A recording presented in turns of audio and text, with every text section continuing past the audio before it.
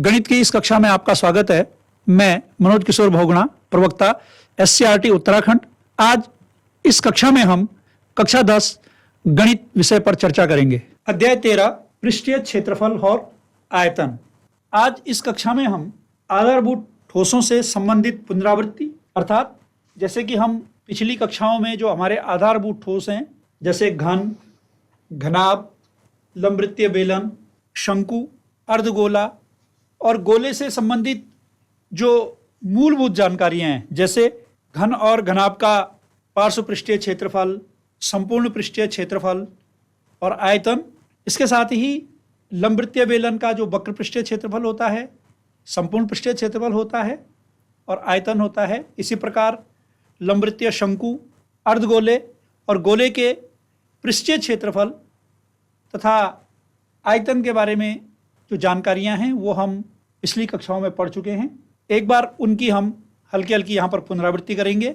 इसके अलावा इन आधारभूत ठोसों का जब संयोजन होता है, इनके संयोजन से हमें जो आकृतियां प्राप्त होती हैं या जो ठोस प्राप्त होते हैं, उनके बारे में हम यहाँ पर जानकारी प्राप्त करेंगे कि कैसे कैसे संयोजन होता है और हमें कैसे ठोस प्राप्त होते हैं। इसके अलावा जो आधारभूत ठोस जिनके बारे में मैंने बताया, इनका जब हम संयोजन करते हैं, उनसे हमें जो संयोजन मिलते हैं उनका पृष्ठीय क्षेत्रफल हम कैसे ज्ञात करेंगे और इन संयोजनों से संबंधित जो प्रश्न होंगे उनको कैसे हम हल करेंगे, वह आज हम इस वीडियो में सीखेंगे। जैसे कि हम जानते हैं कि हम दैनिक जीवन में घन, घनाभ, बेलन, शंकु, अर्धगोले और गोले के आकार वाली विभिन्न वस्तुओं से परिचित हैं और इन आकृतियों के जो पृष्ठीय क्षेत्रफल हैं और आयतन को ज्ञात करने की विधि हम पिछली कक्षा में पढ़ चुके हैं। यहां पर हम देख रहे हैं कि घन, घनाभ, लंबवृत्तीय बेलन, लंबवृत्तीय शंकु, अर्धगोला और गोला, ये वो सब आकृतियां हैं या वे ठोस हैं जिनके बारे में हम पिछली कक्षा में अध्ययन कर चुके हैं। अब हम अपने दैनिक जीवन में अभी जो आधारभूत ठोस हमने देखे हैं, उनमें दो या दो से अधिक ठोसों से, अर्थात दो घन हो सकते हैं, एक घन एक घनाभ हो सकता है, बेलन और शंकु हो सकते हैं, बेलन और अर्धगोला हो सकता है, शंकु और अर्धगोला हो सकता है, यानी दो या दो से अधिक जो हमारे आधारभूत ठोस हैं उनके संयोजनों से मिलकर बनते हैं। ऐसी कई वस्तुएं हम दैनिक जीवन में देखते हैं। आगे जब हम प्रश्नों को हल करेंगे या कुछ उदाहरण हम देखेंगे, तब हम समझेंगे कि वास्तव में हम अपने दैनिक जीवन में इस प्रकार की कई वस्तुओं को देखते हैं। उदाहरण के लिए हम आइसक्रीम को देखते हैं। आइसक्रीम या सॉफ्टी जिसको हम कहें, अगर हम उसको देखें तो वो उसका जो निचला भाग होता है वो शंक्वाकार होता है और जब उसमें आइसक्रीम भरते हैं हम ऊपर, तो वो एक अर्धगोले के रूप में हमारे पास आती है। तो एक संयोजन हमें अर्धगोले का और शंकु का देखने को मिलता है। यहां पर हम देख सकते हैं इस प्रकार की हमें कुछ आकृतियां अगर हम देखें, जैसे ये आकृति अगर हम यहां पर देखें इस आकृति को, तो यहां पर हमें जो ये वाला भाग है बीच वाला, ये हमको लंबवृत्तीय बेलन के आकार का दिखाई दे रहा है। इसके अलावा जो ये नीचे वाला भाग है ये अर्धगोलाकार दिखाई दे रहा है और जो ये ऊपर वाला भाग है इसको अगर हम देखें तो ये हमको शंक्वाकार भाग दिखाई दे रहा है। अर्थात इस आकृति में हमें तीन आधारभूत ठोसों का, शंकु,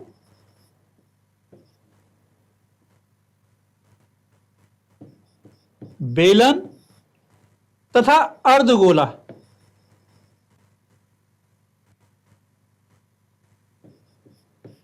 इन तीन आधारभूत ठोसों का संयोजन हमें यहां पर दिखाई दे रहा है।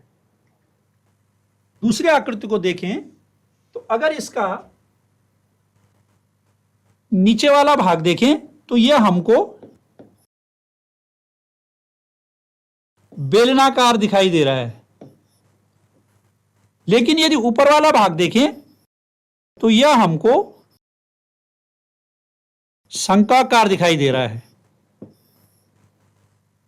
इसी प्रकार इसमें जैसे कि हमने पहले वाले में देखा है, जो निचला सिरा है बेलनाकार और ऊपरी सिरा शंक्वाकार दिखाई दे रहा है।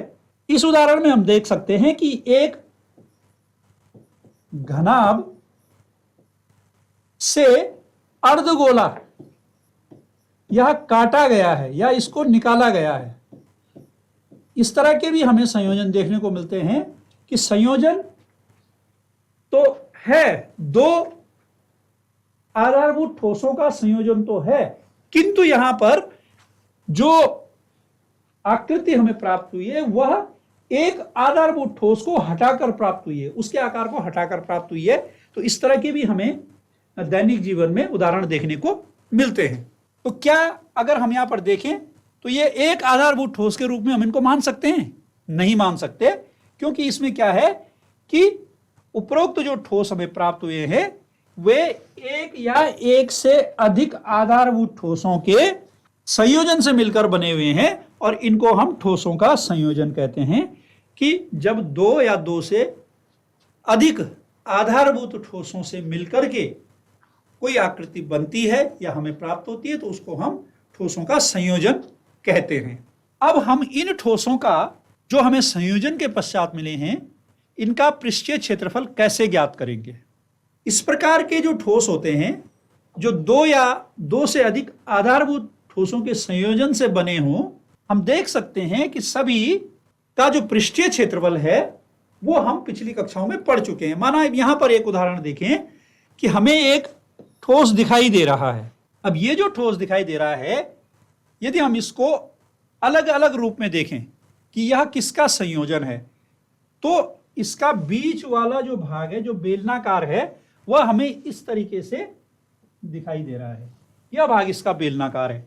लेकिन जो इसके दो किनारे या सिरे जो दिख रहे हैं ये अर्धगोलों से मिलकर के बने हुए हैं। हम देख सकते हैं कि इस प्रकार इसमें एक अर्धगोला इस सिरे से तथा दूसरा अर्धगोला इस सिरे से।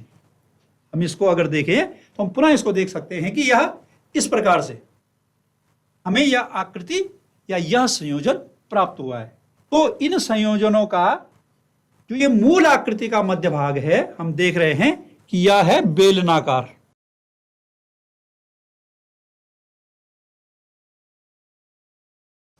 और दोनों किनारे ये अर्धगोलाकार हैं। अर्ध गोले के रूप में ये वाला भी और ये वाला भाग भी।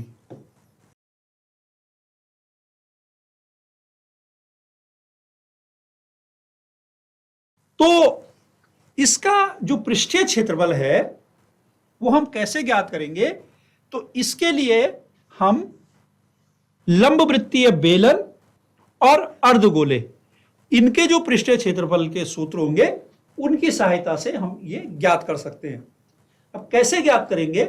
होता क्या है कि इस प्रक्रिया में कभी कभी यह बात ध्यान रखी जाने वाली है कि संयोजन के फलस्वरूप जब हम दो या दो से अधिक आधारभूत ठोसों का संयोजन करते हैं तो कुछ पृष्ठ इनका ऐसा होता है जो कि जो हमें परिणामी ठोस मिलता है या जो संयोजन मिलता है उनमें लुप्त हो जाता है, ढक जाता है या छिप जाता है। वह परिणामी जो ठोस होता है उसके पृष्ठीय क्षेत्र के अंतर्गत नहीं आता है। कैसे? अभी अगर हम इसको देखें, हमें एक चित्र यहां पर दिखाई दे रहा है, तो यहां पर हमें क्या दिखाई दे रहा है? शंक्वाकार सिरे दिखाई दे रहे हैं, शंकु। बीच में हमें बेलन दिखाई दे रहा है और फिर इधर दूसरा सिरा दिखाई दे रहा है। तो इसके हमें सभी पृष्ठ दिखाई दे रहे हैं। जैसे इसका ये हमें वक्र पृष्ठ दिखाई दे रहा है, ये इसका समतल पृष्ठ दिखाई दे रहा है। ऐसे ही जो ये वृत्त बेलनाकार भाग है इसका वक्र पृष्ठीय भाग दिखाई दे रहा है, और जो समतल पृष्ठीय भाग है ये वाला भी और ये वाला भी, अब दूसरा ये हमको दिखाई देगा अगर हम इसको सामने से देखें, अलग अलग देखें। लेकिन जब इनका संयोजन होगा, हम इसके संयोजन से कोई एक आकृति बनाएं तो हम देखें, अब देखिए ये दोनों भाग जुड़ गए हैं और इसका जो ये वाला भाग था और इसका ये वाला भाग था ये यहां पर जुड़ गया है। इसी प्रकार जो इस वाले सिरे का ये वाला जो वृत्तीय सिरा था या जिसको हम समतल पृष्ठ शंकु का कह सकते हैं, और इधर वाला जो समतल पृष्ठ रहा होगा बेलन का, वो दोनों यहां पर आपस में जुड़ गए हैं, उन्होंने एक दूसरे को ढक दिया है। पुनः हम देखें, देखिए कैसा हो रहा है, हमारे पास अभी अलग अलग हैं, लेकिन जैसे ही ये इससे जुड़ रहा है वह आपस में एक दूसरे के समतल पृष्ठ को या वृत्ताकार सिरों को ढक दे रहे हैं। तो जब हम इस परिणामी ठोस का पृष्ठीय क्षेत्रफल ज्ञात कर रहे होंगे तो इसके पृष्ठीय क्षेत्रफल में यह क्षेत्रफल आएगा, यह क्षेत्रफल आएगा और यह क्षेत्रफल आएगा। माने हम देख सकते हैं कि अब जो हमारे पास आधारभूत ठोस थे उनका एक तरह से केवल वक्र पृष्ठ आया है, समतल पृष्ठ पूरे एक दूसरे से ढक गए हैं, लुप्त हो गए हैं। तो हम देख रहे हैं कि उपरोक्त आकृति एक बेलनाकार तथा दो शंक्वाकार किनारों से मिलकर के बनी है, किंतु संयोजन के पश्चात क्या हो रहा है कि प्राप्त आकृति में बेलन के दोनों वृत्ताकार सिरे, समतल पृष्ठ और शंकु के आधार, या उसको हम वृत्ताकार समतल पृष्ठ भी कह सकते हैं, परस्पर जुड़ गए हैं अथवा ढक गए हैं। तो संयोजन के पृष्ठीय क्षेत्रफल की गणना करने के लिए बेलन और शंकु के केवल वक्र पृष्ठों की गणना की जाएगी। जैसे मैंने यहां पर बताया कि हम यहां से लेकर के पूरा, जहां पर पूरा ये देखते हैं, तो केवल वक्र पृष्ठ की हम गणना करेंगे और वक्र पृष्ठ की गणना करने के बाद जब हम उनका योग करेंगे तो हमें जो संयोजन है उसका कुल पृष्ठीय क्षेत्रफल या संपूर्ण पृष्ठीय क्षेत्रफल प्राप्त हो जाएगा। अब इस प्रकार संयोजन का जो संपूर्ण पृष्ठीय क्षेत्रफल होगा वो क्या होगा कि बेलनाकार भाग का वक्र पृष्ठीय क्षेत्रफल, ये जो बीच में बेलनाकार भाग है इसका वक्र पृष्ठीय क्षेत्रफल, और दोनों जो शंक्वाकार सिरे हैं इन शंक्वाकार सिरों का वक्र पृष्ठीय क्षेत्रफल। तो इनके जो सूत्र होते हैं, बेलन का वक्र पृष्ठीय क्षेत्रफल होता है 2πRh और शंक्वाकार सिरों का या शंकु का जो वक्र पृष्ठीय क्षेत्रफल होता है वो होता है πRL। और चूंकि दो सिरे हैं इसलिए हम उसमें 2 की गुणा कर देंगे तो दोनों सिरों का हमें निकल जाएगा। अब यदि हम देखें तो 2πR यहां पर भी है और 2πR यहां पर भी है, तो 2πR हमने कॉमन ले लिया। तो 2πR जब हमने कॉमन ले लिया तो पहले जो हमारे पास 2πRh से h और 2πRL से L कोष्टक के अंदर बच जाएगा।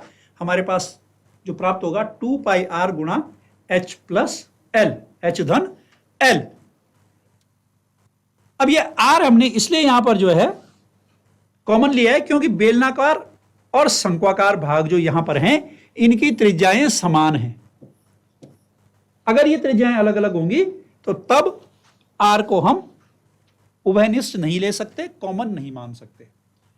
तो संयोजनों से प्राप्त अन्य भी जो हमारी ठोस आकृतियां होंगी उनके पृष्ठीय क्षेत्रफल भी हम इसी प्रकार ज्ञात कर सकते हैं। इसी प्रकार से हम उनके बारे में अलग अलग गणनाएं कर सकते हैं। अब हम कुछ उदाहरणों की सहायता से इनको समझते हैं कि कैसे हम ज्ञात कर सकते हैं। पहला उदाहरण है कि एक खिलौना 3.5 सेंटीमीटर वाले एक शंकु के आकार का है जो उसी त्रिज्या वाले एक अर्धगोले पर अध्यारोपित है। इस खिलौने की संपूर्ण ऊंचाई 15.5 सेंटीमीटर है। इस खिलौने का संपूर्ण पृष्ठीय क्षेत्रफल ज्ञात कीजिए। तो देखिए इस चीज को हम चित्र की सहायता से समझते हैं कि जो एक खिलौना है वो 3.5 सेंटीमीटर वाले एक शंकु के आकार का है और जो उसी त्रिज्या वाले एक अर्धगोले पर अध्यारोपित है। मींस जो अर्धगोला है और जो शंकु है दोनों 3.5 सेंटीमीटर त्रिज्या वाले हैं और जो शंकु है वह अर्धगोले के ऊपर अध्यारोपित है। इस तरह का जो हमारे पास एक खिलौना है और यह खिलौना इस तरह से बना है कि जो ऊपरी भाग है इसका, यह जो शंक्वाकार भाग है ये एक अर्धगोले पर अध्यारोपित है। कैसे अध्यारोपित है कि यह अर्धगोला और इसके ऊपर इस तरह से शंकु। हम देख सकते हैं, फिर देख सकते हैं कि अर्धगोला और उसके ऊपर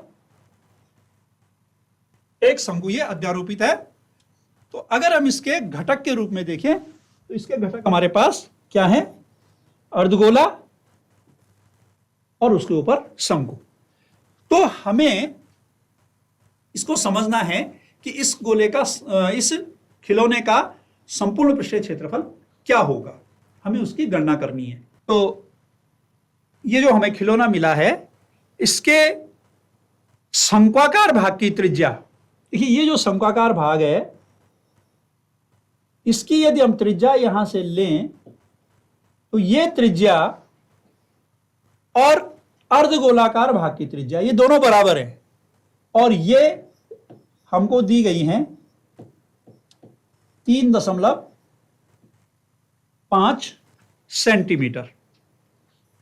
खिलौने की जो संपूर्ण ऊंचाई हमको दी गई है, यह दी गई है 15.5, और उसमें से जो शंक्वाकार भाग की ऊंचाई बचेगी वो कितनी बचेगी, क्योंकि त्रिज्या जो अर्धगोलाकार भाग है या शंक्वाकार भाग है उसकी 3.5 है।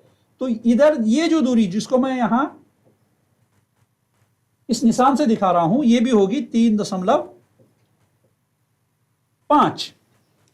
तो जो शंक्वाकार भाग की हमें ऊंचाई मिलेगी, ये ऊंचाई 15.5 में से हम 3.5 सेंटीमीटर घटा देंगे, जैसे कि हम यहां पर देख सकते हैं। तो जो शंक्वाकार भाग की ऊंचाई हमें मिली वह मिल गई 12 सेंटीमीटर। ये जो हमें डिस्टेंस, ये 12 सेंटीमीटर हमको शंक्वाकार भाग की ऊंचाई मिल गई। अब शंक्वाकार भाग की तिर्यक ऊंचाई, क्योंकि हमें पृष्ठीय क्षेत्रफल ज्ञात करना है, उसके लिए हमें तिर्यक ऊंचाई की आवश्यकता होगी। और तिर्यक ऊंचाई हम जानते हैं कि उसका सूत्र होता है L बराबर वर्गमूल h² प्लस r²। ऐसा क्यों होता है, क्योंकि ये जो त्रिज्या होती है, या इस तरह का एक हमारे पास चित्र बनता है, इसको हम तिर्यक ऊंचाई L मानते हैं, ये h होती है और यह शंकु की आधार की त्रिज्या या शंकु की त्रिज्या होती है। तो यह एक समकोण त्रिभुज का निर्माण करता है। तो पाइथागोरस प्रमेय से हम जानते हैं कि L² बराबर h² प्लस r², कर्ण पर बना वर्ग, आधार पर बने वर्ग और लंब पर बने वर्गों के क्षेत्रफल के योगफल के बराबर होता है। तो L² बराबर h² प्लस r²। तो L बराबर हो जाएगा हमारे पास वर्गमूल h² प्लस r², और यही जो है तिर्यक ऊंचाई का सूत्र हमारा होता है शंकु की तिर्यक ऊंचाई ज्ञात करने के लिए। तो h जो हमने अभी कैलकुलेट किया था, जो अभी हमने निकाला था 12, और त्रिज्या हमको दी गई है 3.5। तो वर्गमूल 12 का वर्ग धन 3.5 का वर्ग। तो इसकी जब हम गणना करेंगे, 12 का स्क्वायर हम जानते हैं, 12 का वर्ग 144, 3.5 गुणा 3.5 या 3.5 का वर्ग 12.25, और ये इनका योग 156.25 है। जब वर्गमूल हम ज्ञात करेंगे तो हमें जो तिर्यक ऊंचाई मिलेगी 12.25 सेंटीमीटर। तो इस प्रकार हमें शंक्वाकार भाग की तिर्यक ऊंचाई मिल गई है। अब चूंकि संयोजन के पश्चात, जैसे कि मैंने पहले कहा था कि शंकु और अर्धगोले के समतल पृष्ठ या वृत्ताकार सिरे ढक गए हैं, तो जो खिलौने का संपूर्ण पृष्ठीय क्षेत्रफल होगा वो शंक्वाकार भाग के पृष्ठीय क्षेत्रफल और अर्धगोलाकार भाग के वक्र पृष्ठीय क्षेत्रफल, यानी दोनों का जो वक्र पृष्ठीय क्षेत्रफल होगा उसके योग के बराबर होगा। तो शंक्वाकार भाग यानी शंकु, और शंकु का जो वक्र पृष्ठीय क्षेत्रफल होता है πrl, उसका सूत्र होता है, और अर्धगोले का जो वक्र पृष्ठीय क्षेत्रफल होता है वो होता है 2πr²। तो इससे यदि हम, चूंकि r त्रिज्या दोनों की बराबर है, तो πr हमने कॉमन ले लिया, और कोष्टक के अंदर हमारे पास बच गया l प्लस 2r। अब हम इनके मान प्रतिस्थापित कर देते हैं। त्रिज्या चूंकि 3.5 है अर्धगोले की भी और शंकु की भी, तिर्यक ऊंचाई अब हमने 12.5 निकाली थी, और इस प्रकार हमने ये पाई का मान भी यहां पर 22/7 रख दिया है। इसकी जब हम गणना करेंगे तो 7 से यदि हम 3.5 को भाग दें तो ये 0.5 बार इसको विभाजित करेगा, जो कि हमने यहाँ पर लिख दिया है। इसी प्रकार 2 गुणा 3.5 बराबर 7। और यदि हम इसको हम विभिन्न तरीकों से गणित को हल करने के अलग अलग तरीके हैं, किसी भी तरीके से हम हल कर सकते हैं।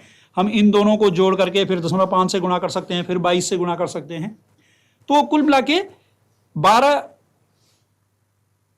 हमने यहां पर 22 गुणा 0.5 को एक साथ गुणा कर दिया है, और 12.5 धन 7 19.5, और इन दोनों के आपस में जब हमने गुणा कर दिए 11 और 19.5 की, तो हमको मिल गया है 214.5 वर्ग सेंटीमीटर। और यही जो खिलौना हमें प्राप्त हुआ था उसका संपूर्ण पृष्ठीय क्षेत्रफल हमको यहां पर प्राप्त हो गया है 214.5 वर्ग सेंटीमीटर।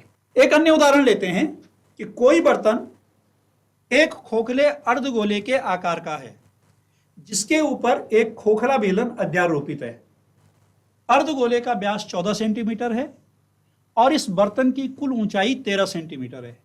इस बर्तन का आंतरिक पृष्ठीय क्षेत्रफल ज्ञात कीजिए। अब देखिए यहां पर क्या है कि जो बर्तन है, जो निचला भाग है उसका, वह एक अर्धगोले के आकार का है, और ऊपर का जो भाग है उसके ऊपर एक खोखला बेलन अध्यारोपित है। तो इसको समझते हैं। देखिए इस तरह से, जैसे कि क्या लिखा गया है, एक अर्धगोले के आकार का है। देखिए ये अर्धगोला हम यहां पर देख सकते हैं, और इसके ऊपर एक खोखला बेलन अध्यारोपित है। तो ये देखिए किस तरह से बेलन उसके ऊपर जुड़ गया है। पुनः आप देख लीजिए, बेलन अर्धगोले के ऊपर जुड़ गया है और हमें इस प्रकार का एक बर्तन मिल गया है। तो यह बेलनाकार भाग और अर्धगोलाकार भाग, इनसे मिलकर के हमें एक बर्तन प्राप्त हो गया है। तो जो अर्धगोले का व्यास, यानी जो पूरा अर्धगोला, जो कि ये जो व्यास होगा, यह हमको दिया गया है 14 सेंटीमीटर। और जो बर्तन है, इसकी पूरे बर्तन की जो ऊंचाई, ये ऊंचाई जो हमको दी गई है, यह दी गई है 13 सेंटीमीटर।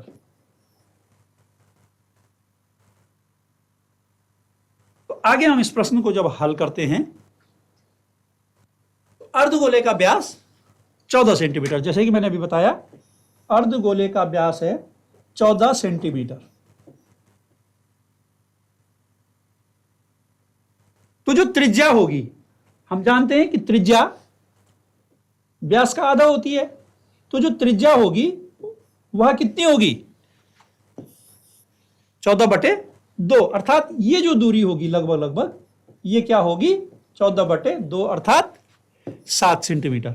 और ये जो 7 सेंटीमीटर होगा, यही बेलनाकार भाग जो है बर्तन का, उसकी भी त्रिज्या होगी, क्योंकि ठीक इसको एक दूसरे के ऊपर इनको जोड़ा गया है, अध्यारोपित किया गया है।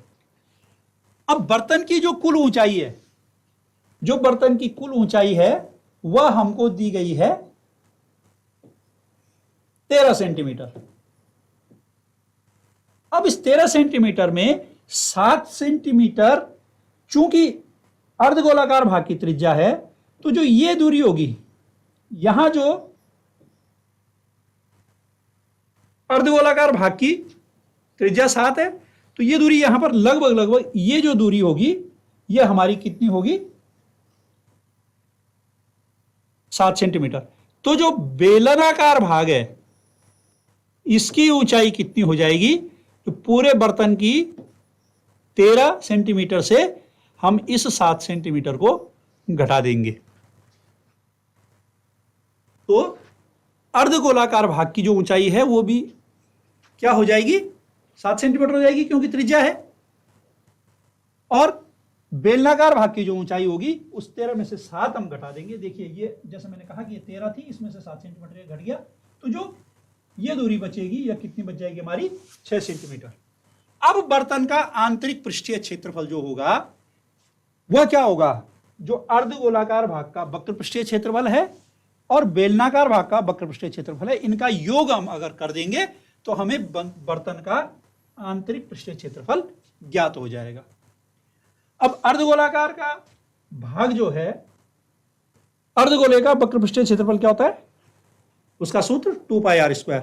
और बेलनाकार भाग का वक्र पृष्ठीय क्षेत्रफल 2 पाई आर एच।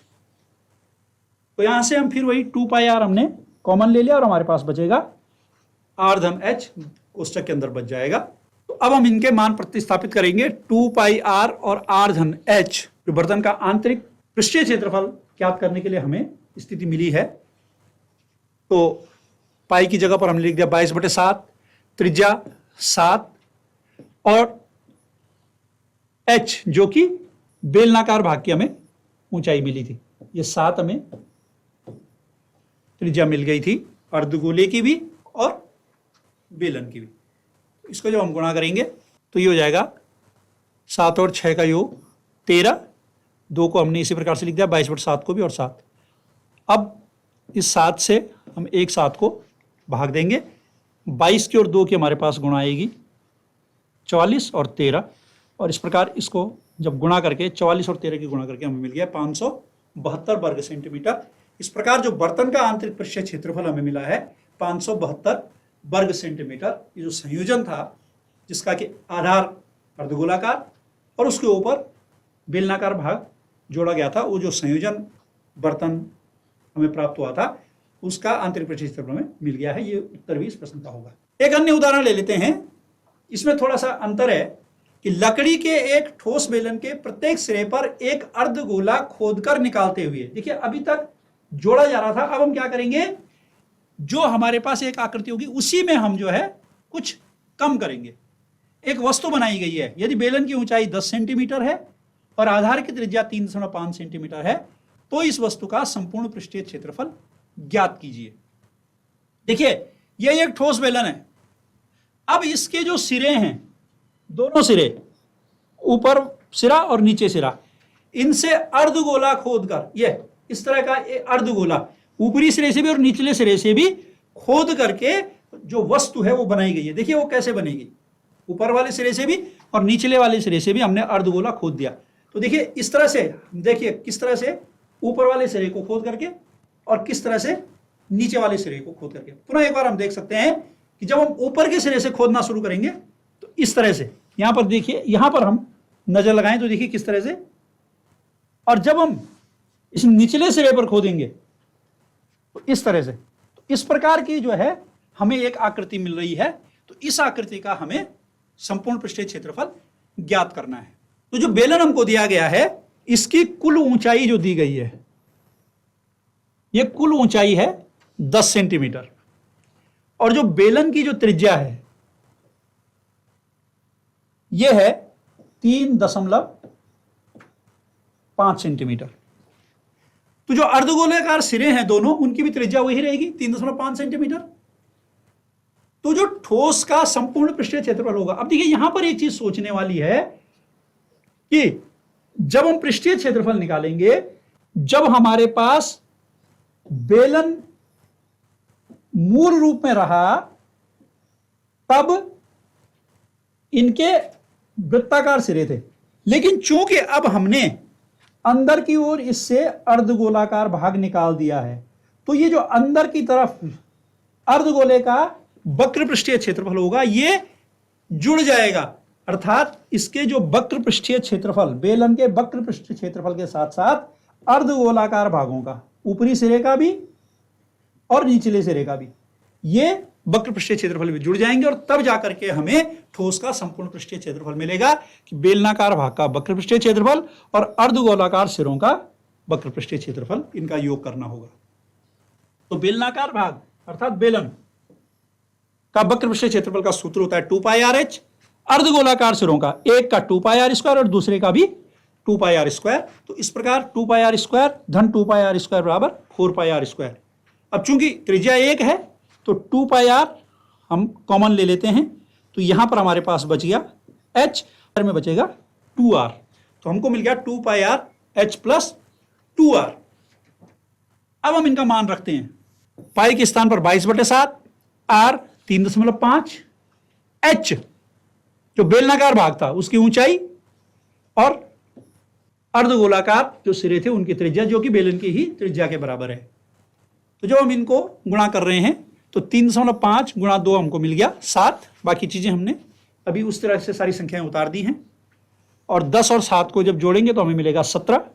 इधर से 7 3.5 को विभाजित करेगा तो ये हमारे पास आएगा 0.5। तो ये हमारे पास 2 गुणा 22 गुणा 0.5 गुणा 17 और 2 गुणा 22 44 और 17 गुणा 0.5 8.5 हमारे पास गुणनफल आएगा। और इसको जब हम गुणा करते हैं तो गुणा करके 374 हमको मिल रहा है।